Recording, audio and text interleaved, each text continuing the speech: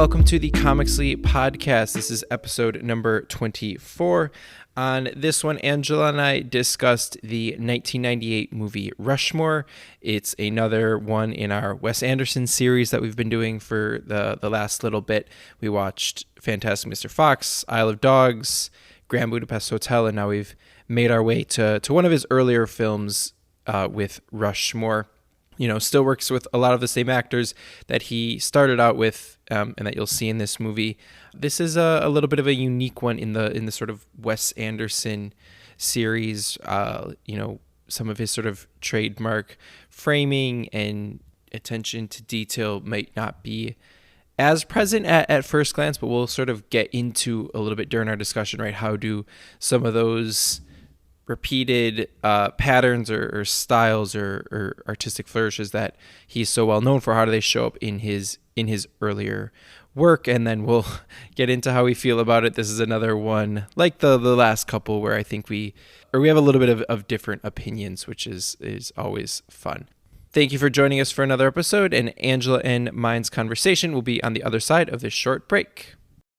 Did you look up anything about it, or were you just like, you just put it on and we're like, let's go? While I was watching, I tried to look and see if there was anything on Reddit about people not liking Max, because I found him extremely dislikable, and I wanted my feelings to be validated by people on the internet.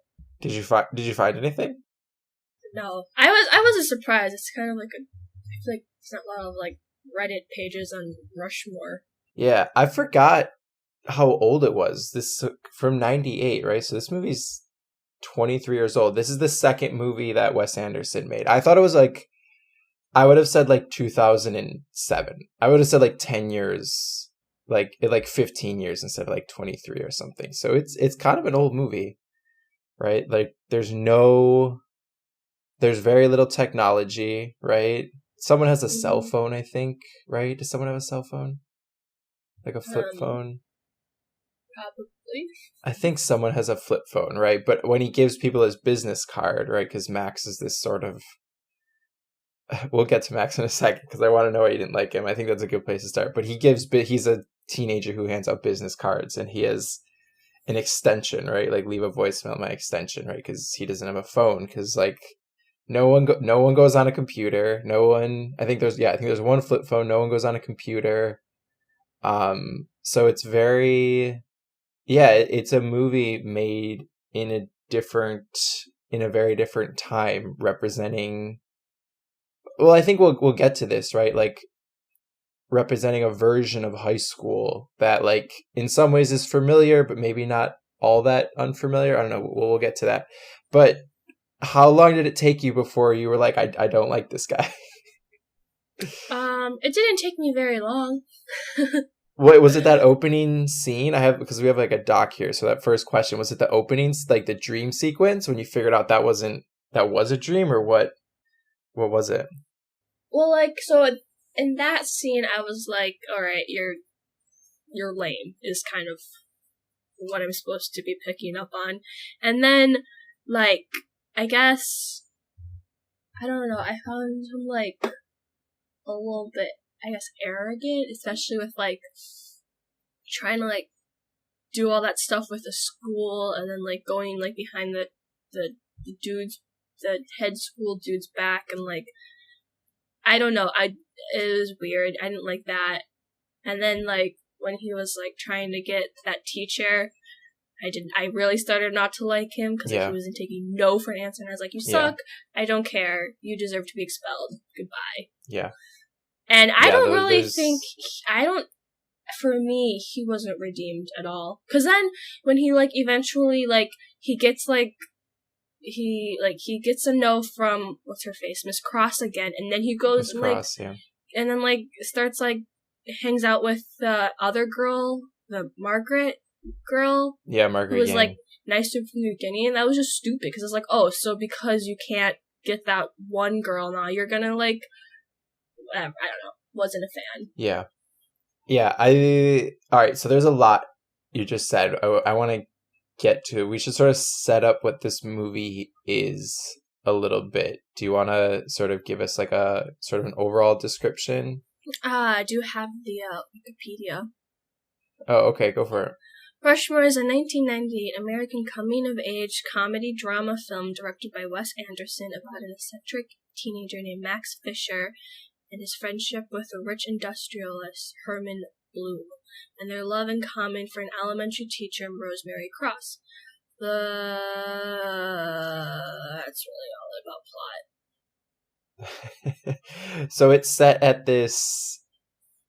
I get very much like upstate New York, like not too far away from New York City, because I think at one point Mr. Cross goes to a hotel, and I think you're supposed to think that it's overlooking Central Park, but very much like upstate New York, private school, right? They wear blazers, kids whose parents have a ton of money, right? They're supposed to be getting a really good education that like sets them up to go to Ivy Leagues, right? And Max is, you don't know it at the beginning, right? Because it starts on this dream sequence, which is him imagining that he can solve this impossible math problem that no one can figure out, right? And then you realize that it's actually quite funny, right? He's fallen asleep at church, right? It's sort of this juxtaposition of like this person who's like everything is easy for, right? Versus like this dude who's, you know, kind of lame. I don't know if I ever fell asleep. Did you ever fall asleep in chapel when you had to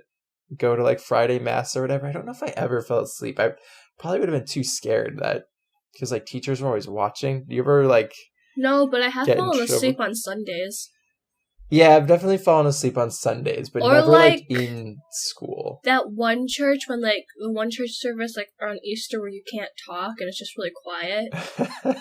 Good Friday, the longest church service of the year for sure. Right, and that's the one where they go to all of those like stations, right? That takes forever. Stations of the Cross. Did they? I forget if they do that on Good Friday or Holy Saturday. Well, that Good Friday's long, right? long. Because they do the feet washing. Oh yeah. And that's what I always felt like that's the thing that took really long on Good Friday. I feel like Station of the Cross can take forever though, right? There's 12 stations and there's singing and like verses in between. And don't you have to like stand for that too?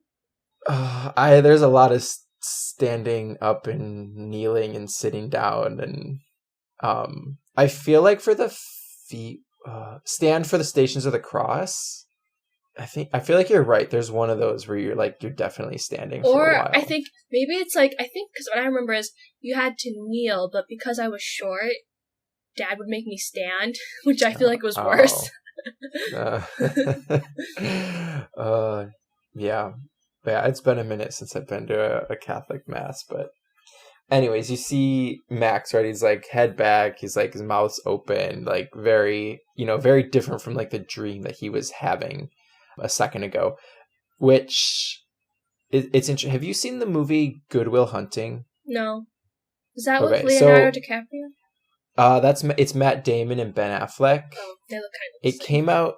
Oh yeah. Affleck or Damon and DiCaprio. I think so. Yeah, they do. Yeah, those two do kind of look the same. But that's a movie where, and I don't like. So this movie, Good Will Hunting, came out in '97, and Rushmore came out in '98. So I don't know if like, it feels like that's too short of a time period for one to have influenced the other.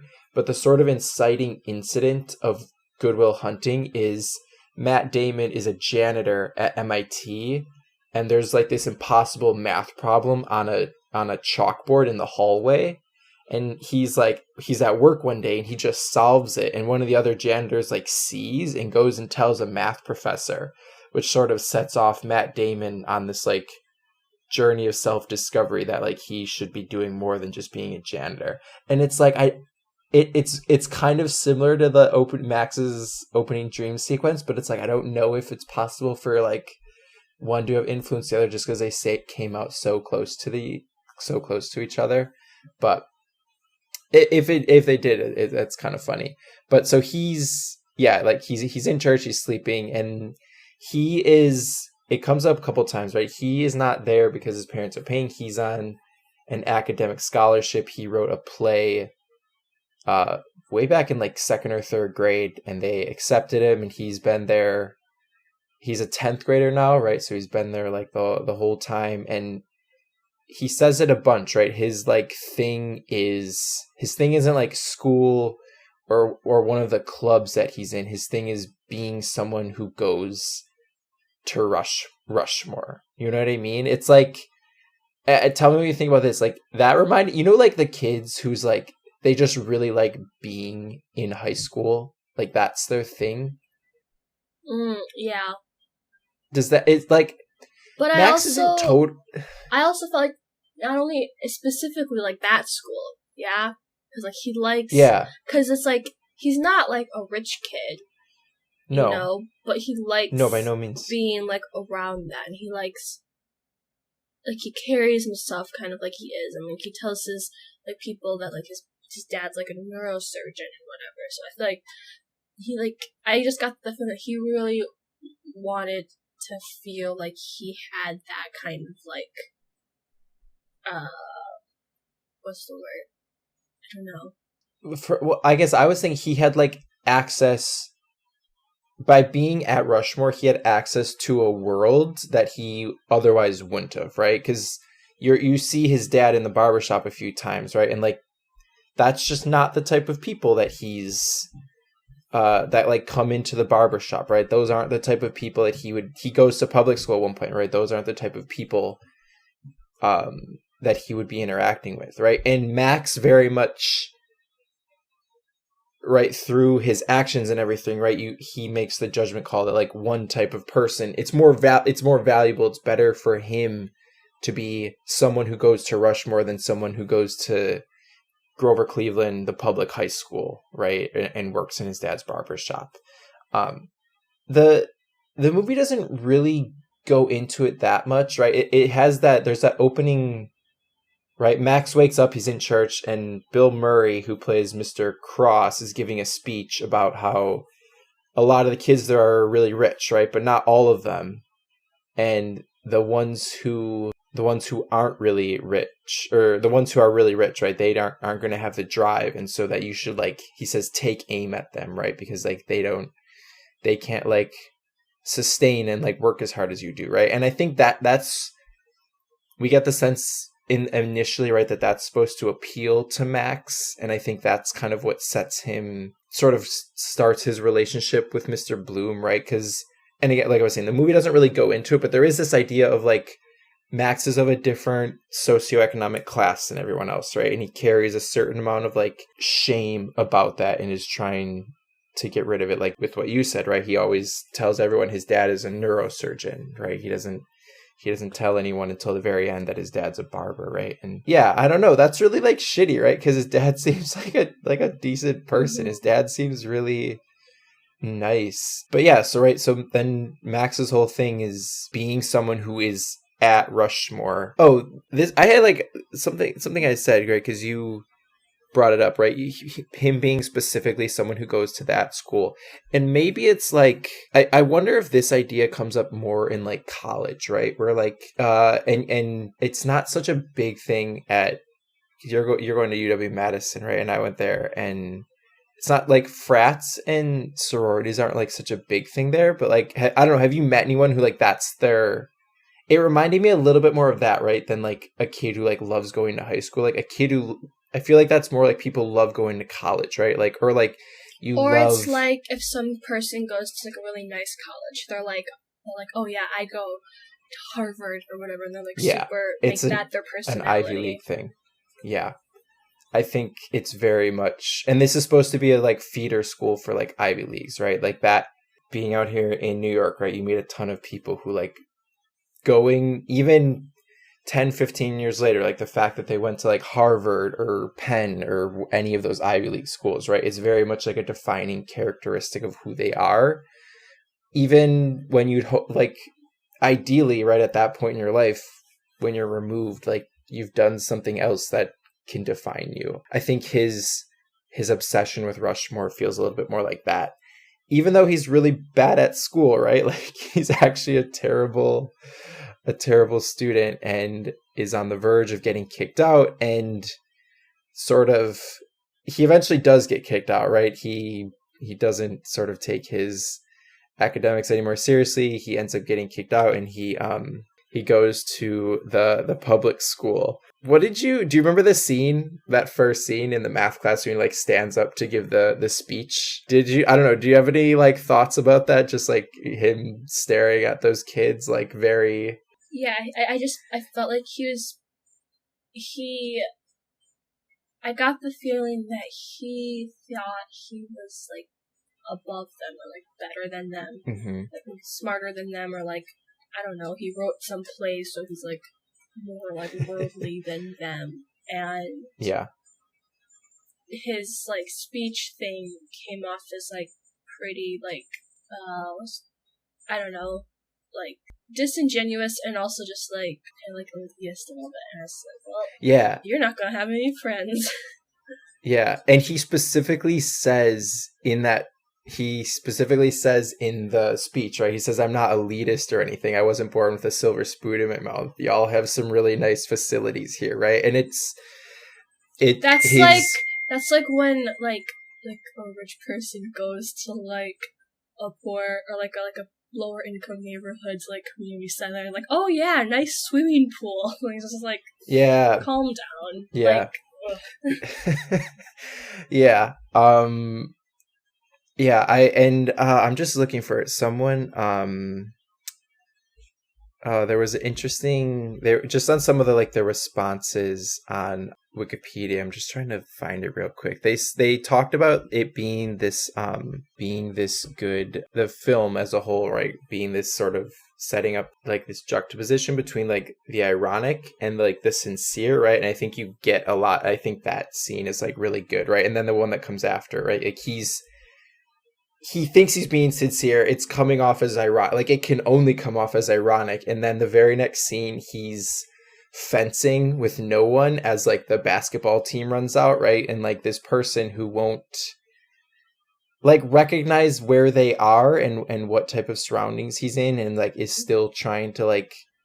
It was like kind of sad to see, because it was also just like, I was thinking, it's just like, you could have been at that school, like, if it weren't for, like, whatever play that, like, some person thought was, like, good, like, you would have been there. You wouldn't even, like, known, like, what Rushmore was like. So it's like, why are you acting...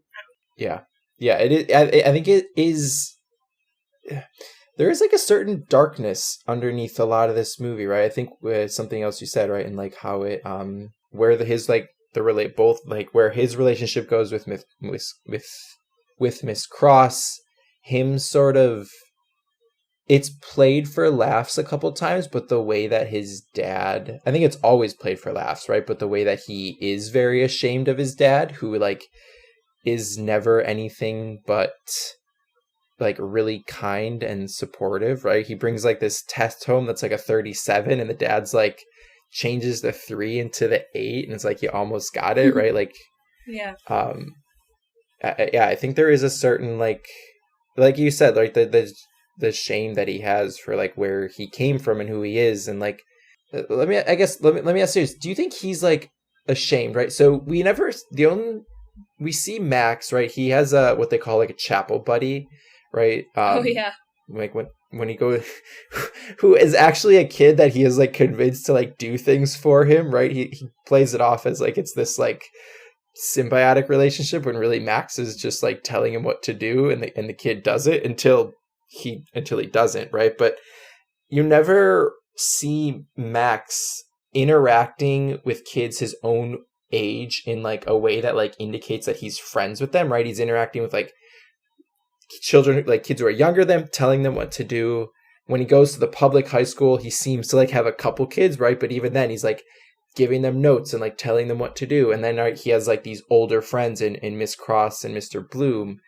And like, do you think Max is at all like ashamed of being a high schooler? I don't know. Is that like... I think so, because it's like, I also feel like the whole reason he was like super like in love with the teachers, because I feel like he wanted to be... I feel like he wanted to have like the kind of like wealth and like power that Mr. Bloom did, and I feel like he thought that if he could get this teacher, then like that was sort of like show that he was like at that level. Yeah. Which was like just depressing because it's like, you dummy. Yeah.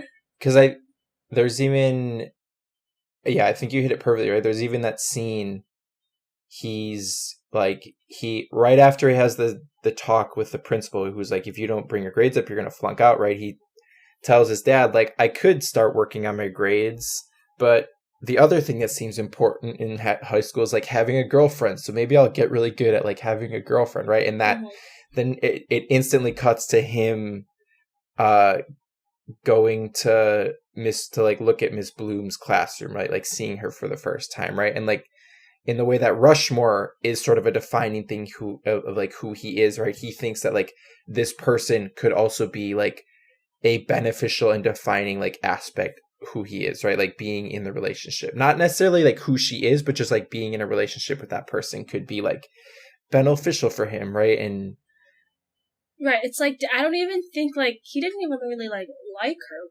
Like, I mean, he thought he did, but really he just liked like what being with her would like kind of show people like. Yeah, it would indicate like a certain amount of like maturity, right? And she went to Harvard, right? She like she's British. I don't know if that makes her like instantly like more interesting or fancy, right? But like probably, right? Like, you know, she has an accent or whatever, like it is representative of the like life of what he's trying to achieve in like, I guess I don't know exactly what he's trying to achieve, right? But what he thinks he wants in terms of like his life and the people he wants to surround himself with.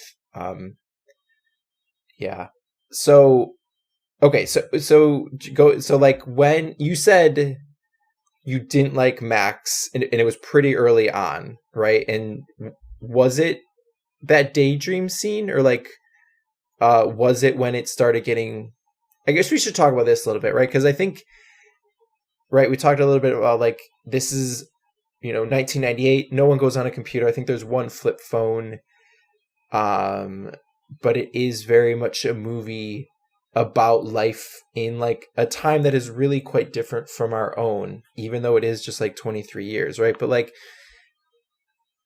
where did your like dislike for Max like really get solidified? And then kind of like, did it have to do with like those, like there were some scenes with Miss Cross that get weird, right? And like, I don't know if those go into like, if we made this movie in 2021, like would those scenes be different? Like, does that ever get like too uncomfortable or disrespectful? I don't know. What are your thoughts about that? Yeah, well, I mean, first, because what happened first was, so when they went out to dinner with Miss Cross, her friend, and Mr. Bloom, I thought he was acting super stupid. Mm-hmm. And then I started not liking him more when like he like does like the thing with like Mr. Bloom and like they like start pulling like tricks on each other and then like cutting the brakes is like, that's like a serious like people could have like died, like that's not a joke. Also like, what if like Mr. Bloom's like allergic to bees? Like that's like straight up like attempted murder. Like that's not okay. And then you know, eventually when he did go into the school to like first try to get Miss Cross fired, which I thought was like stupid. Because, like, why? What's the why? And then when he was, like, trying to, like, kiss her and stuff, and I was like, yeah, you suck. I don't care about you at all. So, okay. So it was that... Yeah, I think that's one of the tougher scenes in the movies to parse, right? Because he's... And because it's, like, it's also, it's, like, he didn't even... It felt like he didn't even, like, understand, like, that he was, like, acting like a total, like, butthole. Yeah. Like, he still like, was kind of seeing himself as, like, a victim, or, like, as someone who, like... You know what he reminded me of? I've been watching a lot of Modern Family, and I've really come to dislike Manny. You know Manny? Manny is she the old guy? Yeah. Sofia Vergara's son? Okay, yeah. Yeah, and because he sucks, because he's also the kind of this guy that's, like...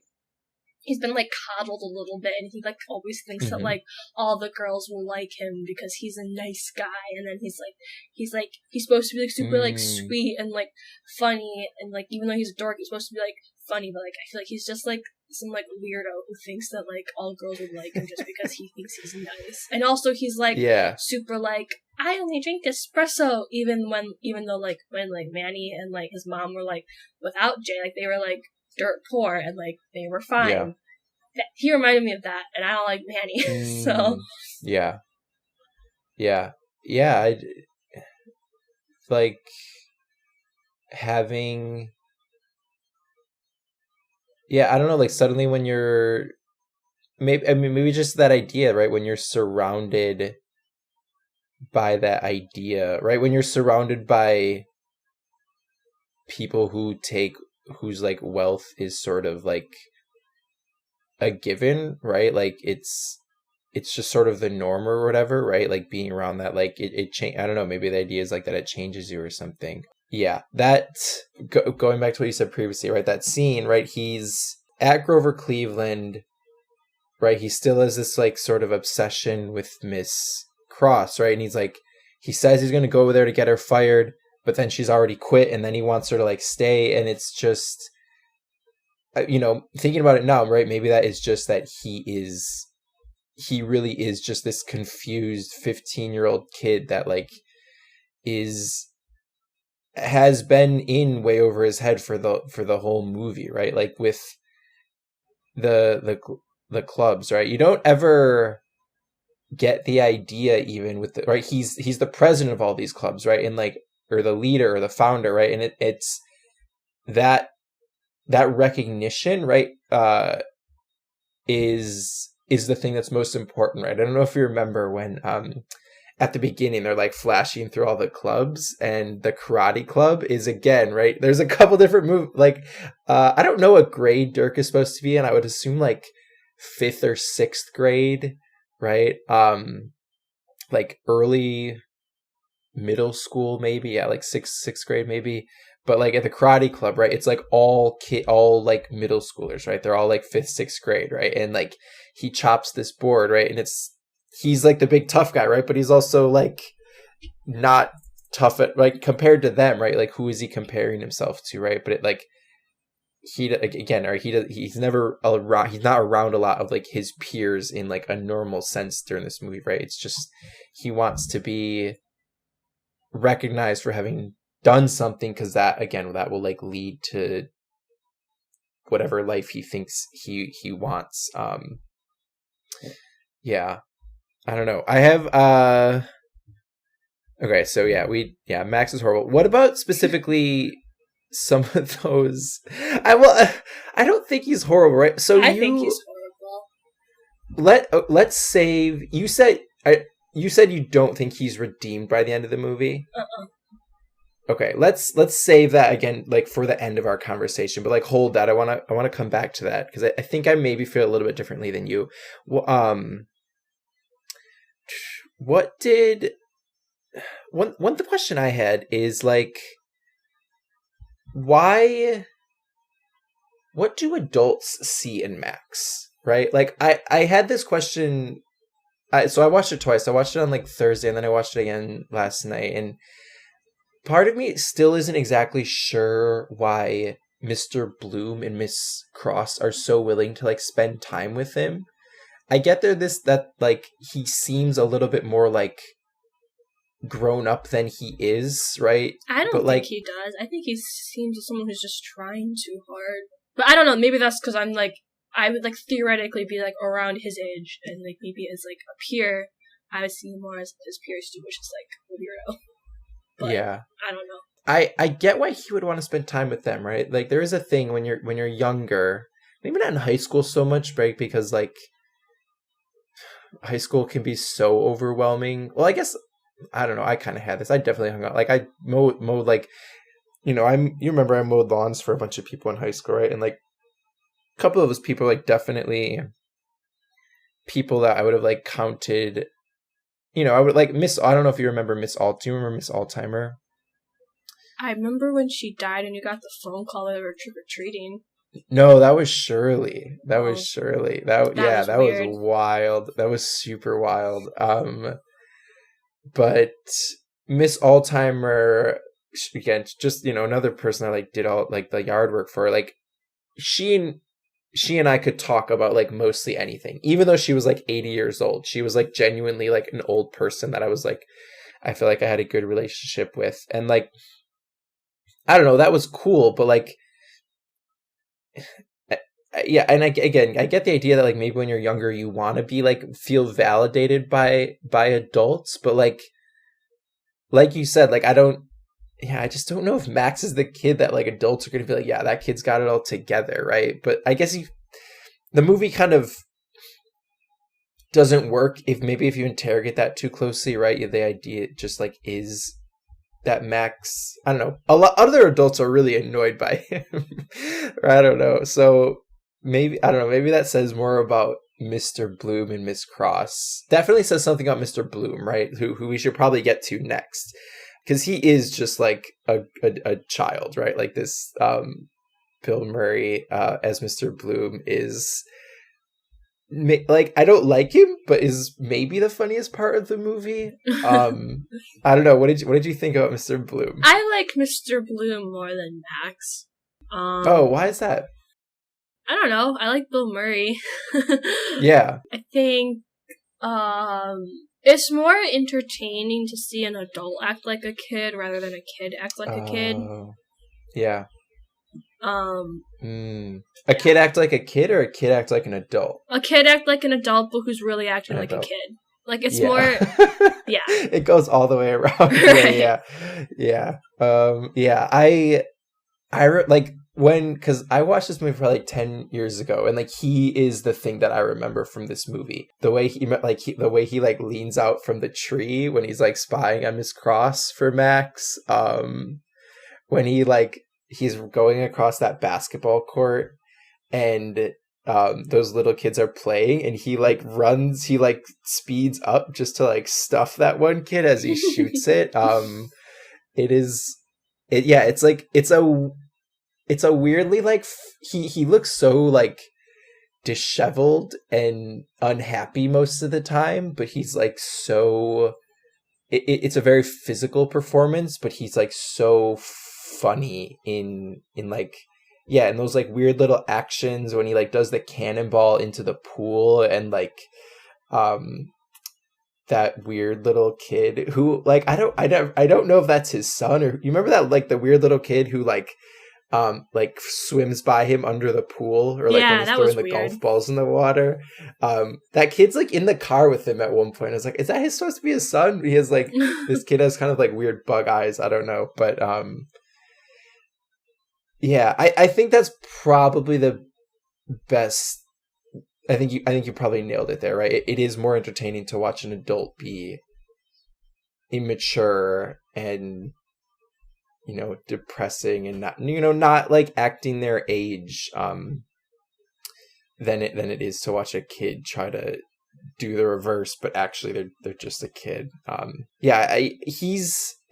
He's a little bit of an enabler for Max, right? Like, cause he really thinks Max is quite an interesting kid, right? And I think part of that is like he's very disappointed with his own sons, right? Who are, he think like a couple of meatheads. I also I got the feeling that like Mr. Bloom is kind of just like bored with like his life, so he's like, yeah, and like Max is like a weirdo, so like that'll make his life more interesting.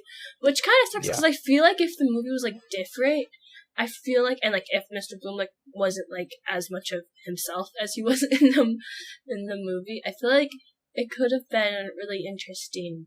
Just like if Max had like an older adult like role model that was like actually like a good role model and could like make him weird. I agree with you, but like I think like, well, so let's talk about let's talk about Max's dad a little bit, right? I agree with you, right? I think that could have been really interesting, right? And I think like it could have still, right, a lot of that Bill Murray perform, right? Him being sad and depressed and sort of looking at Max and sort of this kid who's like motivated, but doesn't sort of nowhere to put his energy, right? And like that relationship, right? Yeah, in a different movie that's interesting, but like I think Max has a good example in his dad of like, again, not someone who's like a wealthy businessman who's like in charge of people, but just of someone who like enjoys living, right? Is like happy to be alive, right? He's happy to like be a barber. He's happy to like have that job, right? Even though he's like lost his mother, he's really proud of his son, even though his son is like a bit of a terror. Like I don't know. Do you agree with that? Or like I guess what did you make of like that relationship with his dad? The dad. I feel like. I also feel like that could have been more interesting to see if they had like spent more time on that relationship. But I feel like the relationship with the dad was more just to like show how Max didn't want to be like his dad. So we've both watched a bunch of like angsty teen movies, right? And I actually kind of went through like I made a list just to like what are the movies that like, not that I think that these are like similar, right? Because this is older than all of them, right? But those like angsty teen movies where like it's very much a trope in those movies where the parents are like very comically absent in some cases, right? It's like in some cases they point at it and like it's funny, like, oh, the parents aren't around. In some cases it's just like more serious ones where like the parents just aren't involved for whatever reason, even though like very serious stuff is happening to their child, right? Parents just aren't involved. And like I don't think this movie is in that sort of lineage or in that space, right? Because Max is like ashamed of his dad and like doesn't want him to be involved, right? Like I think his dad would love it if, or I guess I don't know, like, so at the end, right, someone comes up to him and is like, so I hear you're a neurosurgeon, and the dad's like, no, I'm a barber, but a lot of people make that mistake, right? And it's supposed to be like funny, right? But I think that's one of those moments where like, oh, there's something like kind of dark under there, right? Do you think the dad, like, does he know Max tells that lie, or do you think he's just like, this is weird that people keep saying this to me? Or like, I don't know. What do you think about that? Like, does he know Max is maybe ashamed of him? Or I feel like he probably would, just because Max doesn't seem like somebody who would. I don't think that Max is the type of person to like really care too much if his dad like feels bad about like Max being ashamed of him or something. Because I feel like Max is too preoccupied with like trying to like put himself on a pedestal and like make himself seem super like cool or whatever. That I don't really think he really thinks about how that makes his like family feel. Yeah. What do you think about like? Yeah, I don't know. Do you like you know what I'm talking about? Those movies where like parents just aren't involved. I don't know. Do you think that this is kind of that same thing, or do you think it's something a little bit different because of the way Max thinks about his parents? I think it's something a little bit different because I feel like if Max were like the other teenagers, if Max were like what's his face, that dude from The Spectacular Now who's super annoying, or just trying to think of that. Like it's Miles Teller. I don't know his name. I don't know his name in the movie. Sutter, Sutton. Or like, if he was like someone who like was like maybe more capable of like going to their parents to like lean on them a little bit, or like be open to like hearing what their parents thought, then I think that the dad would be like a really good parent to do that with. But I don't think that Max really cares so much about like what his dad thinks versus what he cares about what other people think. Yeah, like we said before, right? He values the opinion of like a certain group of people that he has deemed like valuable and important, and like who he wants to emulate, right? And yeah, that is kind of like it seems to be very much based around like a class, right? Sort of Max wants to have access to this different class. You say Max isn't redeemed by the end, and I guess we should say, right, this movie kind of ends on a happy note, right? Max, throughout, one of the things that he seems to care most about, right? But again, it seems driven by like he loves the attention and that it gives him, but he also seems to be like good at it, right? He writes a couple plays. You see him put on a production of, or an adaptation of Serpico, that, you know, it's really well loved, but like there's this point where one of the actors doesn't say the line, and Max gets really upset, and he's like, it's my fucking play. Like, you didn't, you know, it's not that he messed up, right? The scene seemed to have went off fine, but it's that he didn't he didn't follow Max's vision, right? And it's, you know, this is Max's thing, and he doesn't want anyone like touching it, right? So that, you know, we see that about halfway through. And then at the end, right, he puts on some sort of adaptation that seems like a little bit, right, it's like a Vietnam story, maybe like a little bit Apocalypse Now or something, right? Again, that's like, goes over really well. All, you know, the dad's there, Margaret's parents, Mr. Bloom, Miss Cross, you know, people from Rushmore are there, right? And they love it, right? And it's sort of, you know, you learn that Max and Margaret sort of, he has found a little bit of a kindred spirit in her, right? Because she also is like, she's striving and trying to achieve, right? She like puts on this science fair project that like seemed to be really good, but she sort of like faked the data just to like have a good project, right? Like someone who is desperate to achieve, but sort of, I don't know, just like understands that she's still a kid or something, maybe isn't so, but they're dating, right? There's like a dance, everyone's very happy, right? So it ends on this like very happy note, right? Even like Mr. Bloom and Miss Cross are kind of like talking a little bit. They don't hate each other anymore, right? So I think the movie is kind of giving us this idea that like Max has maybe not changed, but maybe he's in that process, right? There's a couple moments at the end where like Max doesn't apologize for like anything he's done until the last like 20 minutes of the movies, right? He says to Margaret, I'm sorry for ignoring you. I think he apologizes to Miss Cross. So I think the movie wants to give us this idea that like Max is changing or has the potential to change a little bit, but you're not really buying it, Ange? Is that what I'm hearing? Or yeah, not really. Just because like he did a lot of like messed up things, I feel like. Yeah. And yeah. that doesn't just get like forgiven or forgotten by like one act of him like apologizing for it. I don't even think that like, because like anybody can like say they're sorry for whatever, but like, yeah, I don't even know if he still understands like that he's like a dick. Yeah. Okay. All right. So you're just saying like your issue is that we just don't see that enough, right? It wants to give us that idea, right? But it doesn't actually show us that very much. Okay.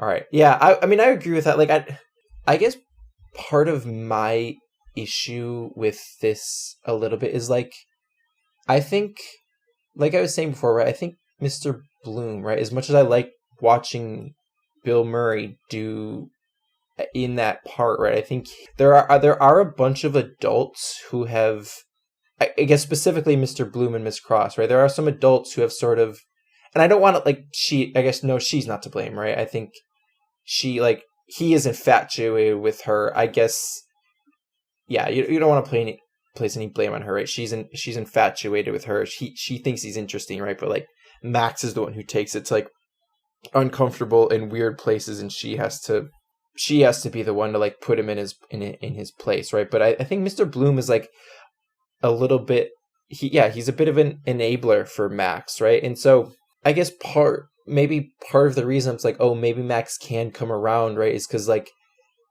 Mr. Bloom maybe seems to have done some like growing up a little bit, right? Even though he's an adult, right? He has like some maturing to do, definitely, right? And like it would probably be better for Max to, again, right, be around some kids his own age, not to be around Mr. Bloom, as funny as that could be. You know, it'll probably do Max a lot of good to be at public school, actually, right? And not isolated in a world that like is nothing like with like what he's going to experience when high school is over. So yeah, I mean, I guess maybe I agree with you. I don't know if he's like entirely redeemed, but I do think the things are set up for him to like do some growing up, to do some maturing, and like to be the kid that he actually is, right? But yeah, I think I would agree with, like, I don't know if he's actually redeemed. Yeah. potentially not, right? Yeah.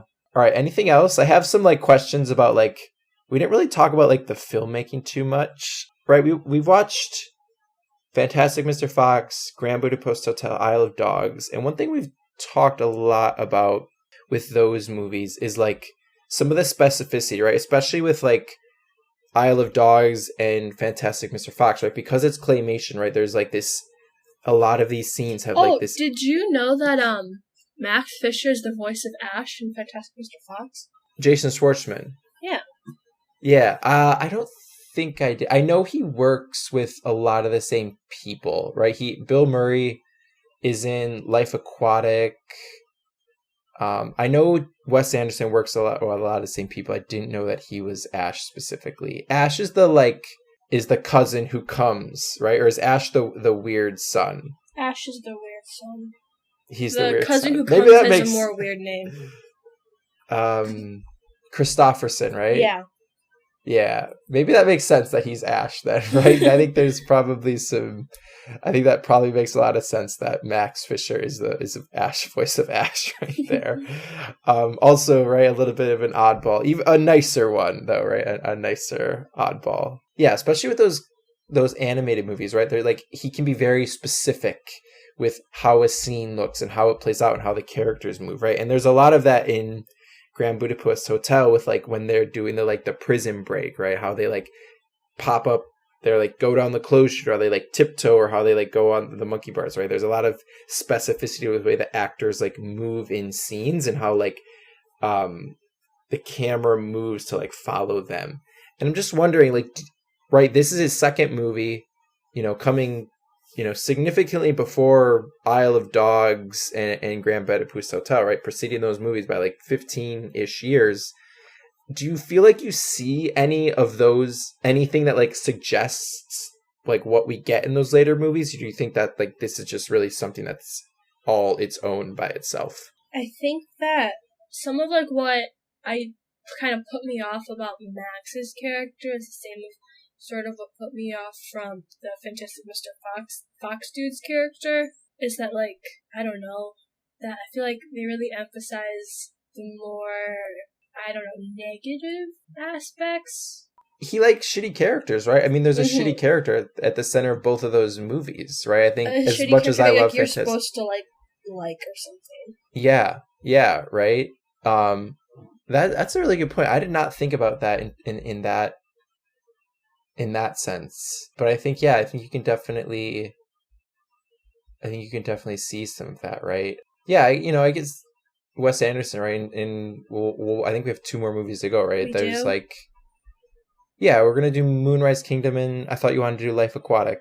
Okay, we'll talk about that later. We have at least one more movie. We're gonna do Moonrise Kingdom, but right, I think he's not afraid to like put some like, or to like foreground, or like put pretty close to the center of the movie, like some pretty, right, like bad characters, right, that who we're supposed to feel for. I don't know, right, I'm not like someone who like studied film or whatever, but like I think some of the like there's some like weird shots in this movie, right? I think a lot of them have to do with this like the Bill Murray character, right? Or there's some like some like weird ways people move, right? I'm thinking about when he's like he leans out from behind the tree and leans back, right? It's like funny, but it's also just like a weird thing, right? Like Wes Anderson told him to do it, right? The direction was to like do it like that, right? Or the thing where he's like throwing the golf balls in the pool, and then this like little boy comes by and like picks ones up and leaves, and they just like stare at each other, right? I think like some of those like weird, very specific moments, right? I think you see sort of, he has a very specific vision for what his movie should look and sound and feel like, right? And when he gets, right, he's going to have there's more control over that in an animated movie, and he figures out how to have a lot of control over that with the way with the colors and the symmetry in Grand Budapest Hotel, right? But I think you're seeing some of that, like how he has a very specific idea of what his movie should look and sound like. I think you're seeing a lot of that here, even though it looks very different in his later movies. What did you, just one thing, what did you think about the soundtrack? I don't know, did you have any, there's a lot of it. There's like a lot of music in this movie. it didn't really stand out to me. Didn't stand out. Okay. Did you ever feel like it was too much? Did you ever feel like, why this song, or why is there a song right now? I feel like my mind kind of just ignored it. Ignored it. Okay.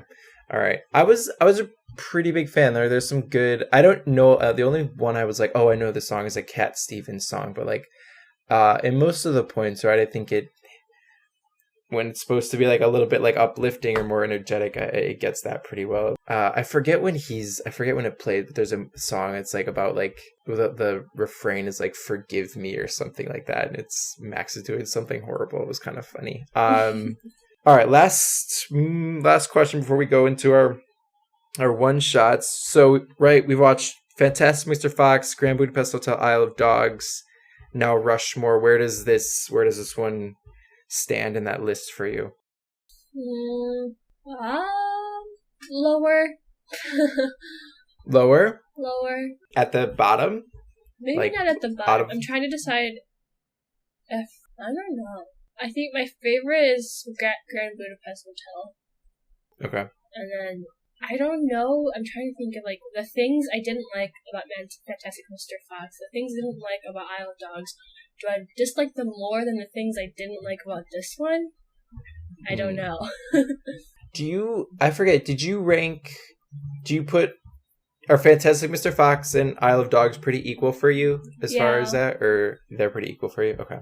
All right. But so it's definitely not number one. It's definitely not like, you were definitely more like, oh, this is, okay. All right. I think I'm still like, Fantastic Mr. Fox, Grand Budapest are like, I think I would struggle to say which one I like more, and then it would be Rushmore, and then it would be Isle of Dogs for me so far. Was not a big fan of Isle of Dogs. That movie's fine. It's just watching it again. I was like, ooh, Wes isn't as funny as I thought it was. Yeah. All right, Ange, we move on to our one shots after a short break. All right, we'll be back in a second, everyone.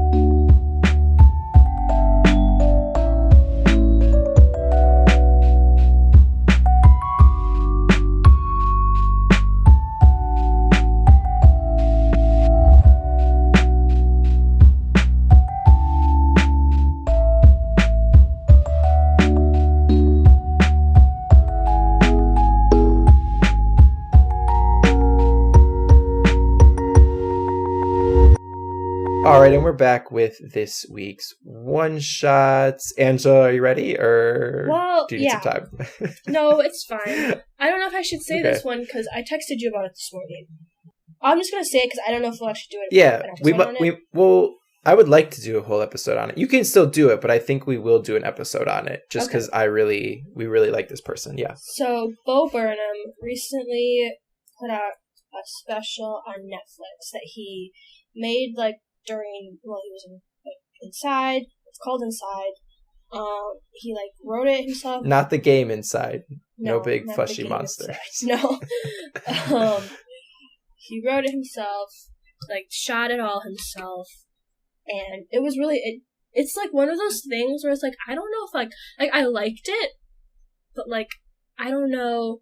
It's one of the things where it's I was not sure why I liked it, but I kept on going back and watching it again. Watching certain parts of it again, you know?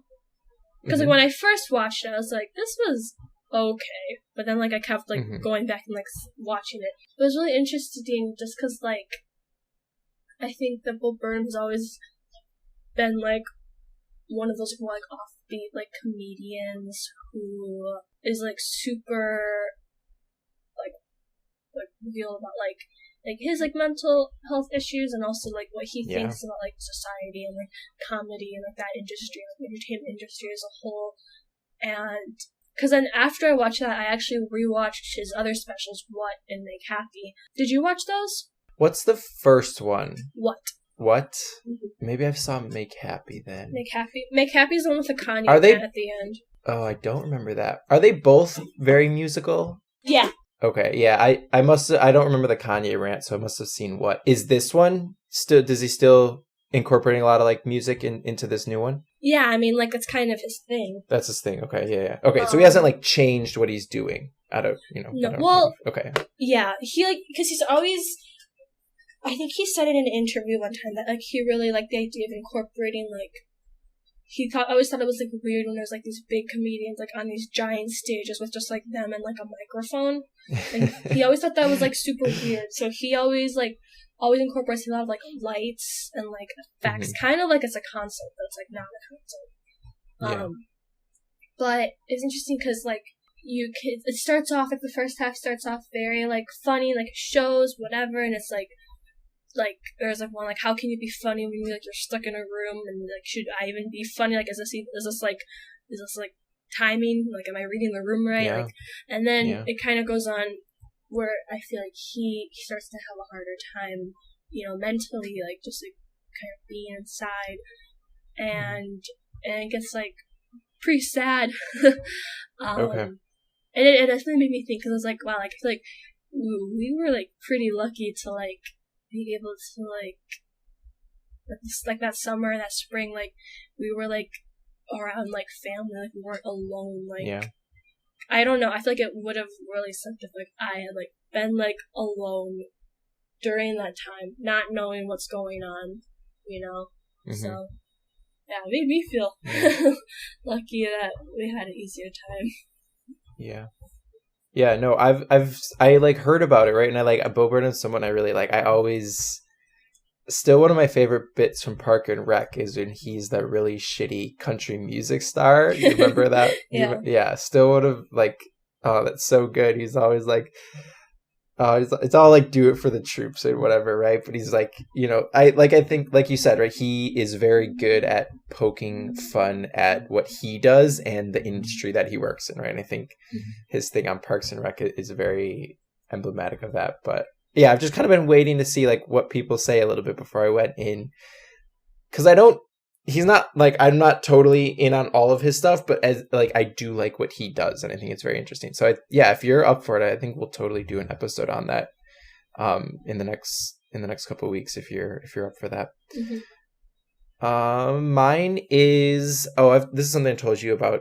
Mine is and this was a while ago I finished it, but I finished the game What Remains of Edith Finch, which is one of those games that, you know, I think people were very hyped about this game, right? Because something that happens a lot if you follow games, right, is like people get very excited about a game that's like, this isn't like other games, right? That's a big thing with, right? Because then, you know, suddenly, you know, maybe like The Guardian or like a New York Times article or something, right? Your newspapers that don't pay attention to gaming, or your websites that don't pay attention to gaming, are like writing about it because like it's not like other games, right? And to be fair, right, it's doing some really interesting things. It's not doing things that are like wholly unique, right? There's a lot of like weird indie games on itch that are, you know, as unique and provoking and stuff, right? Maybe they don't have like the budget, right? Because this game looks really good.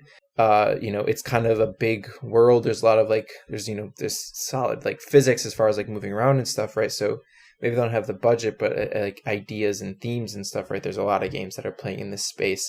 None of that is to like knock this game down. Like I really liked this game. I'm very glad I got a chance to like play it, and it's something that I think I'll definitely play again, like in a year or two, right?